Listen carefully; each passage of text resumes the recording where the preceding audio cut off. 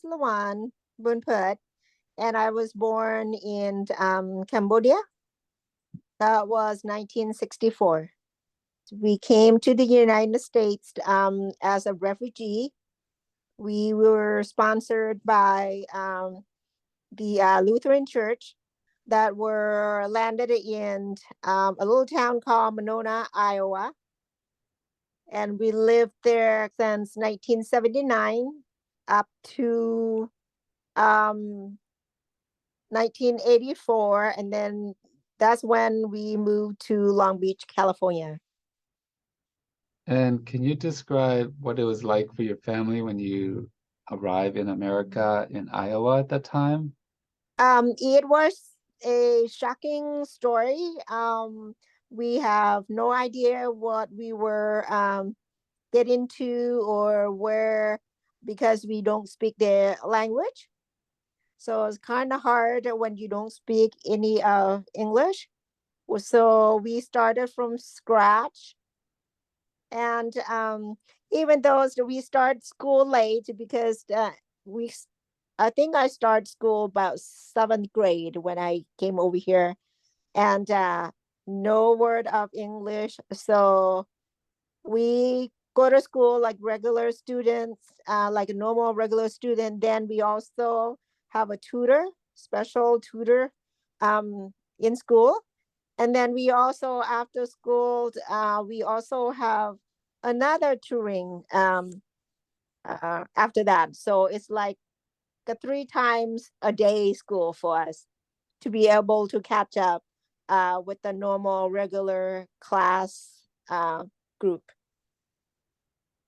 Well, yeah, there's a lot of catching up and learning, especially for like teens, huh? It's harder too. It's very hard. And adjust to the culture is even harder.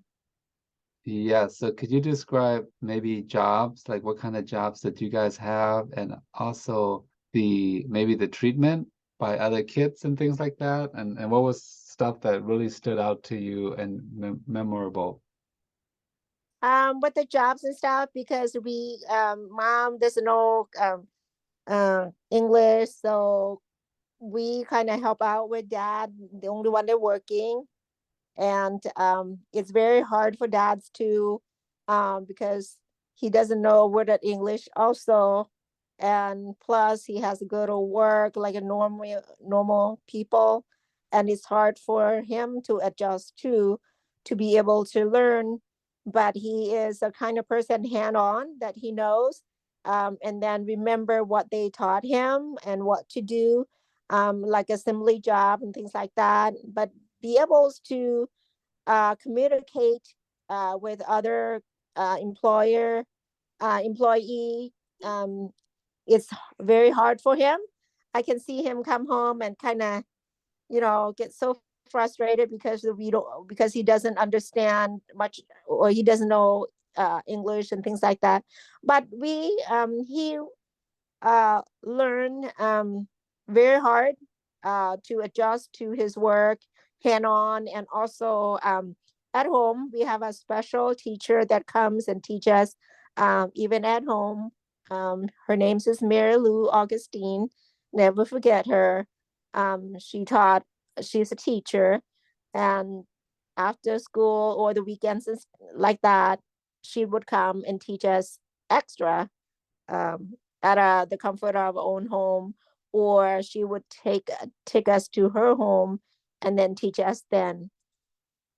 Was there other people besides Mary Lou, Augustine that helped you or your Yes, family? there's yeah, because she's a teacher, so she comes around us a lot to teach us.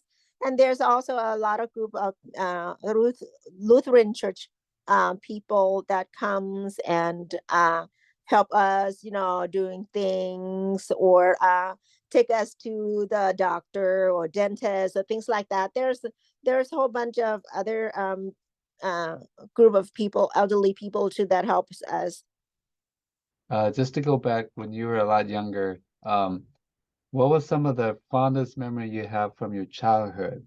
And or can you share like what was life like in your community or your village in Cambodia if you can remember it? Oh, way back in Cambodia. Yes. It wasn't a good life because we went through the Khmer Rouge and all of these. For me, it was the disaster.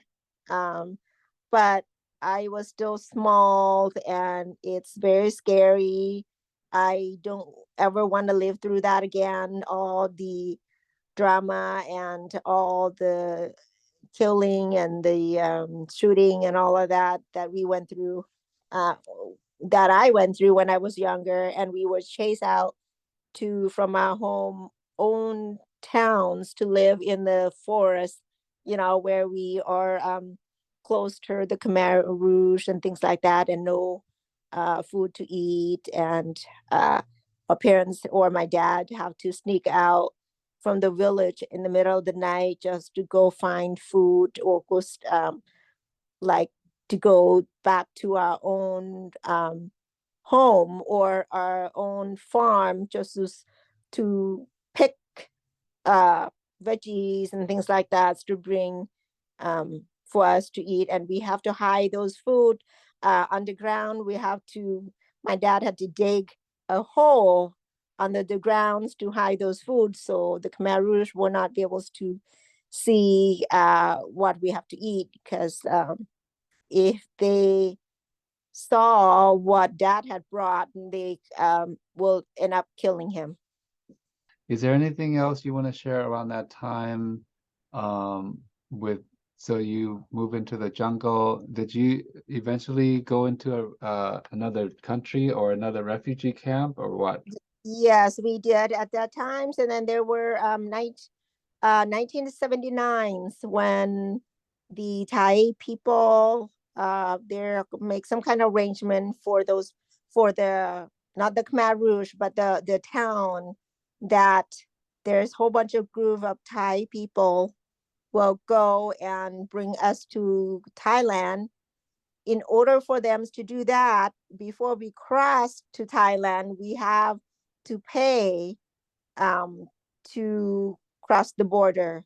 Um, you have to pay not with money, but with even diamonds or sapphires and or gold, things like that, in order for us to cross. So that's what we did. The whole town make arrangement, um, and then one night they went to get us. And then they have to shoot between the Khmer Rouge and the Thai people, and we will ran.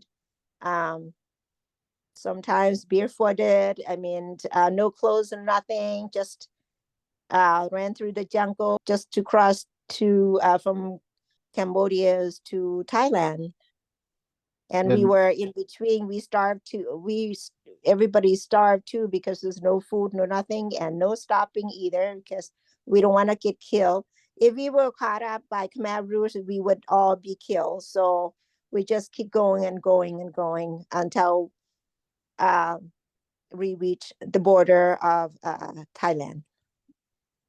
wow, yeah, that's very dangerous and courageous thing to do about survival, huh? Yes, and we are so blessed. I have a lot of brothers, uh, and then only mom and dad, and then but we got some help from my dad's side with the aunt and uncle that helped bring all my brothers and um, ran so we can cross the border of Thailand, and that was a blessing too. Otherwise, I would lost my sibling over there in Cambodia if I don't if we do not get any help from my brother from my dad's side.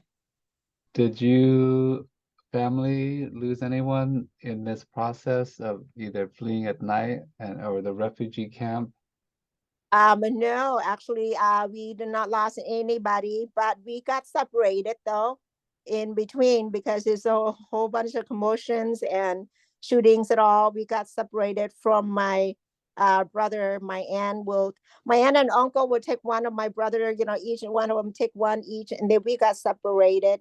We didn't see each other until we crossed the border of Thailand. Good thing they made it. I mean, we also fortunate that we did not lose anybody in the process. So before you guys left the village, but with the Khmer Rouge, Mhm. did anyone in the family have any schooling in the village? Any schooling, you mean? Schooling, like go to school, you mean? Yes. No, there's no there's no schooling at all at that time for Oh, where okay. for the village that I live in though. Did you, so when you guys got to Thailand, when did you go to the refugee camp? And can you maybe talk about that part a little bit? At that times we also have my mom have family that live in Thailand at that time. So we did not go live in the camp, the Thai camp. We we did not go there at the beginning. We went and lived with them, and my mom and dad were farm with them. They have farm and rice farm and all of that. So we lived with them when we arrived in Thailand, and then when we moved to camp to Thai camp, that's when we want to come to the United States. That make us. They said that if we don't move to Thai into the camp, we cannot come to the third country. So Mm. that's what we want to come to the third country, and we went ahead and go live in Thailand. I mean, in the camp because we are refugee, and my mom and dad and want us to have a better future. So that's when they all decides to move and live in Thai camp. And that's how we came to the US. What was life like before the Khmer Rouge? Oh, it was awesome though before the Khmer Rouge.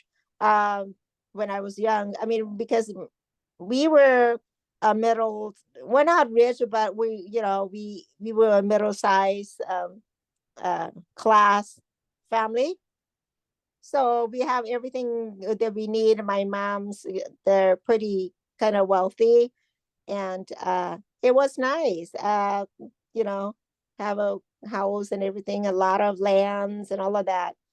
Um, and then I remember the Khmer Rouge hit certain spot first before they reach us. So that certain spot chased the Khmer people to come to our town. So those people that came, we still want to hold on to our town. So we wasn't any. Well, we were. They were the whole town were panicking, but there were people that come to our town and they have no place to stay, no place to sleep and things like that because they were chased by the Khmer Rouge, and they have no food, no nothing at all. I remember when my mom went to farming, the rice farm and gardening, fruit farm and things like that. I remember I stay at home, and then people would line up just to ask for a bowl of rice or anything at all that town can donate. I remember when I sit at home. I was like maybe 5, 6, 7 years old. I remember sitting at home, and then because we save a lot of rice, we have a lot of rice, we have a lot of jams and fruits and things like from the farm, from garden, and all of that. Because my mom's she farms, and then uh, besides the rice, I would sit there and I would give away these no, because I feel so sorry for those people. So I would give away all of these fruit. And I remember when mom come home and mom would say, "What happened to all the food, all the fruit and all the rice?" And her mom, "I gave some to the poor people." I remember that. And her mom didn't even say anything because she knows that, those people doesn't have anything to eat either. So she was okay with it, but she just uh, wasn't aware that that she's shocked that I would do that kind of thing. So the people that you said they would displacing, were those people the one in the capital, like Phnom Penh, like the bigger town, right? That they Yes, were they chasing are from out? the, yeah, they were chasing out from the bigger towns to small towns. Yes. They hit the bigger town first before they hit us. What do you remember about what was taking place in the country, uh, like on the government, like the national level, you know, what You was know, the, yes. do you know? No, I do not know because I have no idea because I was still young, and I like wasn't didn't even bother to ask those people where they came from or what side of a city they came from. So, and besides that, because I was still young and I don't, I wasn't interested in where they came from or where they chased it from. I think that my worry was that, oh, you have no place to stay, you have nothing to eat, it's like, okay, let us help you, that kind of thing. But there's a lot of people that you cannot, there's only certain amount of people that you can help. You can not help the whole world. Yeah, yeah. Sometimes it's just too much. Uh, I mean, as we know now, there was just so many people that just didn't have food to eat, Yes. and there's just not enough help anyway. And I don't know if they Yeah. didn't want to help or couldn't help anyway if they wanted to. If they wanted to, they could help, if we offer them, but we didn't, dad, mom, dad wasn't, did not offer them, but we did offer them to stay, because my mom and dad have a lot of property, so they can stay as long they want and do whatever they want. They can go, you know, and then it's a free world where they can, a free land where they can go find, fishing and things like that.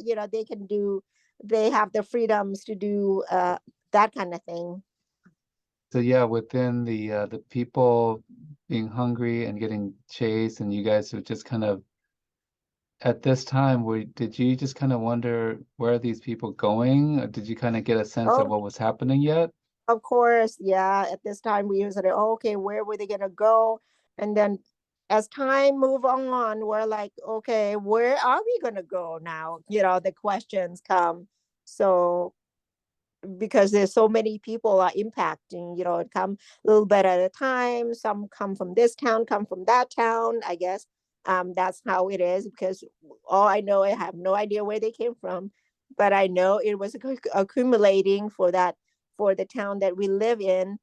So, and then we the whole town was worried, okay, people are getting close. A lot of them are coming from wherever, and we're like, that whole town is like packing in there, and the whole and the Kop Thom, that's what they call, that's where we live.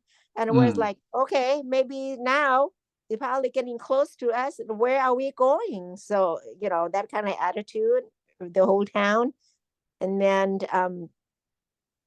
not later enough, we were just chased out too. The Khmer Rouge reach us and then chase us out of town too. Mm. Yeah. What do you think is the biggest change that affect you or your family the most? Like, I mean, some of these change can be losing a home, losing a village, losing a country, right? So, and those Right. have different layers of sadness and tragedy. If you can just talk about those things. Of course, losing our homes is probably, like I said, I was still young, so I it wasn't I wasn't worried about losing all of those things. Like I said, I was still young, but for me, the worry is that where are we going? Where are we gonna live? That kind of thing. When they chase us out to live in the woods. When you got sponsor into Coming to America, Uh-huh. was that the first time you've seen like a foreigner or a white person? No. I seen a white person in our camp. I like I said, I was a little too. When we were in the camp, I see a few white people. I think they're just missionary Mm, from. okay. I think they're from. I have no idea. I think they speak French. Violence and war is one of the most traumatic ordeals out there, right? Oh For yeah. people to go through. Oh What would yeah. you say, what would you like to share as far as your experience? Like, like what would you say? It's like, hey, there's people out there that's pro-war and want to conquer and like what would you say like that now that you lived through it? I lived through this. Now I live through this. I don't even want. I don't like war. I mean, it comes to me that killing is not. Like it's not. It's tragic. Even we can. Even I is now these days when I see people shootings is like that. It bring back the memory to me from where I was.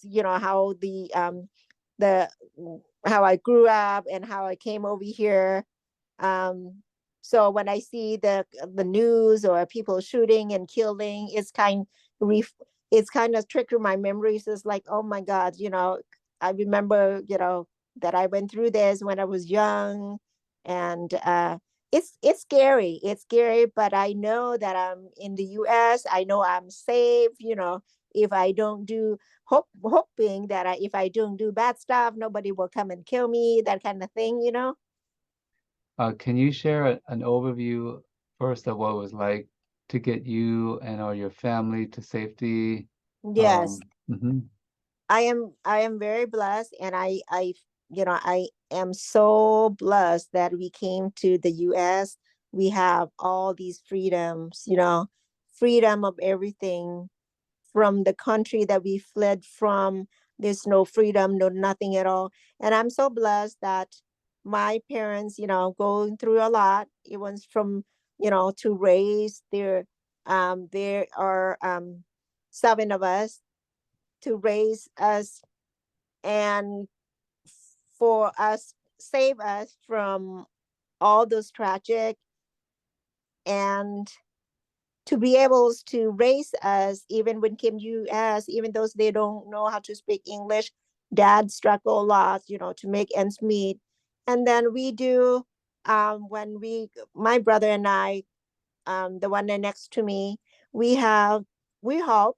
We do paper route, even though we don't know English. We go to school triple times, 3 4 times each day, with the tutorings and all of that. Um, we try to help the family and things like that, and that's how we are become uh, what we are now. And I'm so blessed that my whole family turned out the way we are. And I know because we work so hard for what we become. So, okay, so now that you have come to America for this question, I know you said you lived in Iowa. Um, how many places do you think you have moved to that you can think about? Like, how many times have you moved from house to Oh, house, apartment to apartment, you mean to move from state to state, or we're talking about move house to house? house to house? House to And house, house to house. You know what? We haven't moved that very, very many. So we live in Iowa. We moved to Long Beach. I think we moved within Long Beach. I think we moved twice. And then I decided to move up here to Washington um with my ex-husband and my two kids. And then I brought the whole, and then once I work, we bought a house here, and then I sent for my parents and then my brother, all of them to come live with us, same house until they get a job or things like that. And now they have their own house, and wives and kids. this is you are in Washington State now, right? Yes, I'm in Washington State now. So when you did live in Iowa the first time, Hmm. what was the neighborhood like for you? it's kind of hard because, you know, we're the only Asian, blackhead, only Asian in that whole town. So there's, you know, there are always prejudice and all of that going on. We have to be careful and go to school same times too. I mean, there's a lot of students will bully you because you're foreign, you're Asian, and then there's other people that are in school that are jealous too because we I we go to school, we work so hard, you know, we learn. Those people that are jealous because I graduated with honor, you know, 3.75, you know, and those kids that they were born here, raised here, and all of that, you know, they still some of them do not graduate. Some of them, you know, with the uh, you know, a lesser grade than I am, and they're jealous, you know, because the reason is we work so hard, either working or learning, is because I came from a tough childhood, you know. I went through all the Khmer Rouge and all of that. So, and then the other thing is, when I was in Cambodia, I had never have an opportunity to go to school because I'm the oldest. So, and then there's seven of us. So mom have to work or farm all the time. So there's no babysitter. So that means the oldest have to babysit and there's no time to go to school. And in Cambodia, schooling wasn't the priority at that time. It's not like American, you know, you were born at this age, you have to go to school, you know, all the way to high school. Not like that. You know, in Cambodia, um, you have money, yes, you can go to school and all of that. And if your parents are farming and all of that, most likely you are not able to go to school because you're going to be helping your parents work on the farm or babysitting like I am. Okay, so the refugee resettlement program, you know, that brought brought you Yeah. over. Yes. Do you now feel settled in terms of establishing, you know, your job and family and I mean that resettlement can mean many things, right, to us. Like, how do you feel about that word, resettlement? I think to me, um, I would say, does it, am I um, subtle? Am I stable at what I'm doing and where I am at? Am I happy what I'm doing and what I become? Yeah, yeah, it could be many of those things, right? I mean, Yeah, people, it's yeah, some uh, people perhaps, you know, when they're fleeing the Khmer Rouge, they mhm, may have lost a family member, they may be that physically injured, you know, yeah, and then the psychological impact, and a person may can never be recovered. settled, yeah, Yeah. recover or resettle. Hmm. Yeah, so I think your outlook in life Hmm. is also important. How do you feel then your outlook and your perhaps perspective and being grateful has contributed to how you settle today?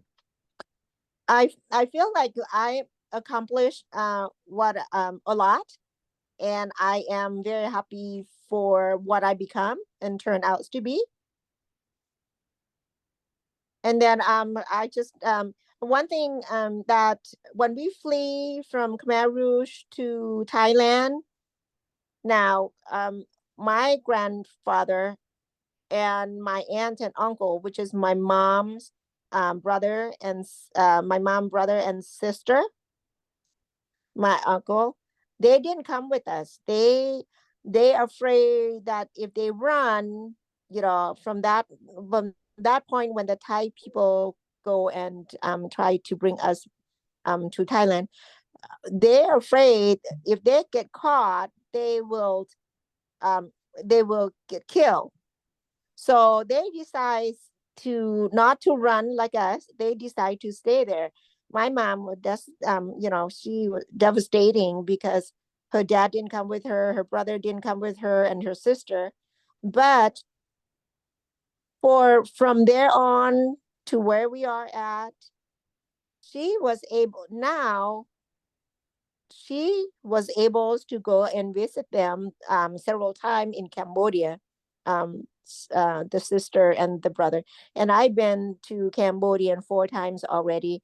And I am so proud of, like I said, that we can do that, you know, came from all the way over here. We still can visit those people and we can visit them anytime we want.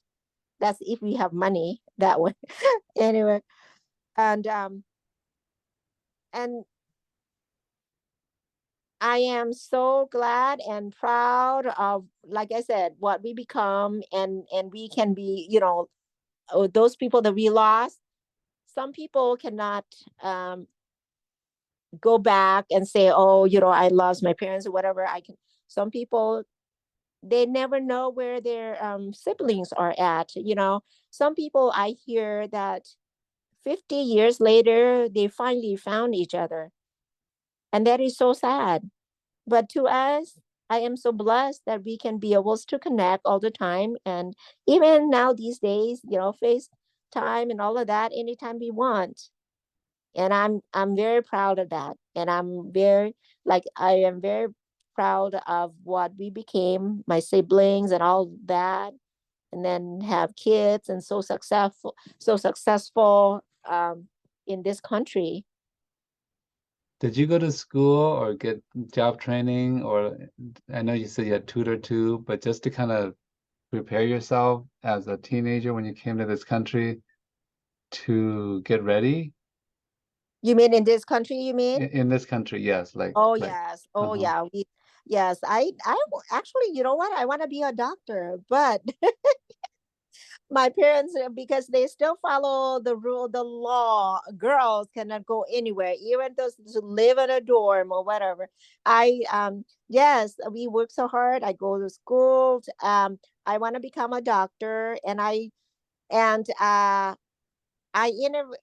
even apply to University of Iowa, and everything's all paid for.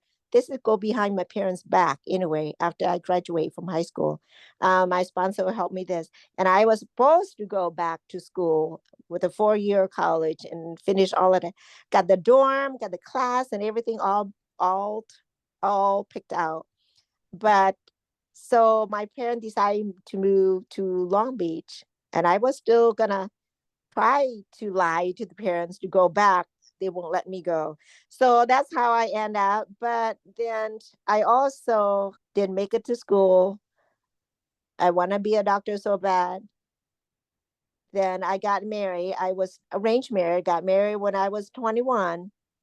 That time I still do not give up on my schooling. So even though I got married, I still go to school. Kids working full time, go to school full time with a baby. I was so hard for where I became. So I graduated with Long Beach City College uh, for a nursing degree, with my nursing degree. And I graduated from there. And then we moved to Washington. So I worked so hard for it also to where I became.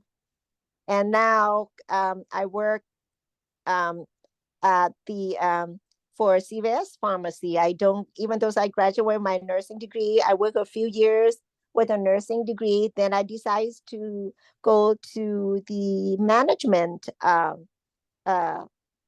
in the healthcare. So I work for CVS pharmacy with their long-term care facilities for over 20 years now. So I'm the supervisor there in their medical records department. Wow, I didn't know that about you. So so you Yep, so you were a nurse and then you went into this healthcare management after yep, that? yep. Wow. Okay. Thank you for that background. So then what does it mean to you to be Cambodian American. I know you lived in Long Beach, but Yeah. What does it mean to me, Cambodian American? mm-hmm. Love it to becomes, to be able to speak my own language, or to, I, we are part of, because we're mixed. I can speak Laos, I can speak Thai, I can speak Khmer, and also, the English and things like that. I'm proud of myself. In Washington, there's also a large group of Cambodian community up there. I want to say it's like the third Yeah. largest as well. And what does it mean for you to be able to have a community? And a community can be your family and your friends as a community, but also Right. a Cambodian community too, right? Yes, it is also a Cambodian community too around here. So they also have a nonprofit organization for the cultural Cambodian community out here, as well as Laos community out here. So I'm pretty sure they have some kind of a nonprofit organizations, maybe some kind of resources like you guys. I'm not sure out here, but I know I belongs to also on my my fun job, which is I call my fun job, my part-time jobs, fun job, which is I do on the day that I'm off. I belongs to the um public health. It's I'm an advocate for the what they call fun to catch, toxic to eat, around the King County area here. And there's Khmer community, the Laos community that belongs to that group, the non-profit organization. And we support each other all the times. And which is this programs, it introduces you to the minority, the refugees, about how they're, because they're poor and low income community, low income family, that they go fish, they go hunt, for food around here.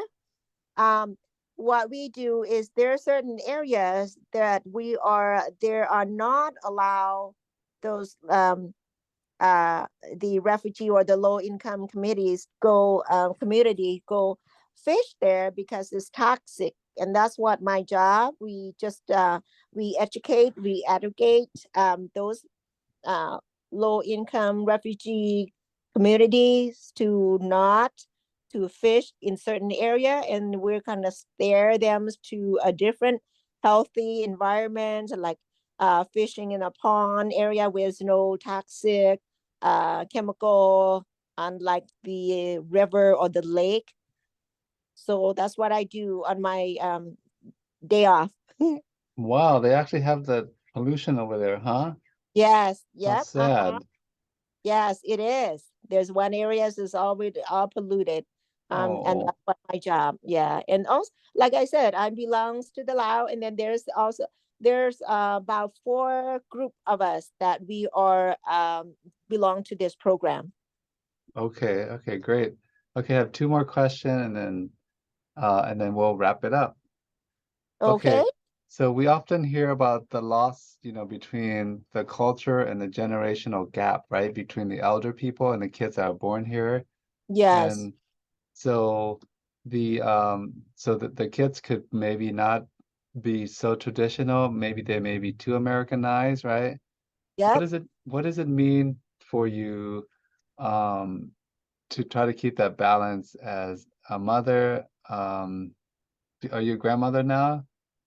I'm a grandmother. Okay, Yep. That's yes, yes, to kind of maintain that tradition of family or maybe Khmer or Lao or Thai tradition to right. your kids. Right. I'm my kids, for three of my kids, they're still, because I don't want them to forget about our tradition, our culture. Okay. But I don't want them to be like us either, that we are so uh uh that, like for example arranged marriage and things like that with the, the elderly and all. I don't do that. So that one's eliminated. Our culture, we always like that when we grew up. Our parents, like somebody, they make arrangement and there you are, boom boom, getting married early. But I don't do that to my kids. I want them to not to do the American way and grew up into American way, but don't forget the culture. Don't forget where your parents came from, um, and what they do, like going to temple and things like that, what they have to do. When you see the elderly, what you have to do, like nope and things like that. Okay, great. Yes.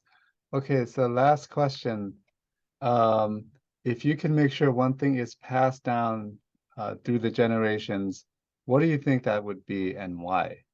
I would say the cultural again. Um, if you say one thing, I would say just the cultural things. Don't forget where your parents came from, and even those they don't do uh follow the tradition, but still know the tradition.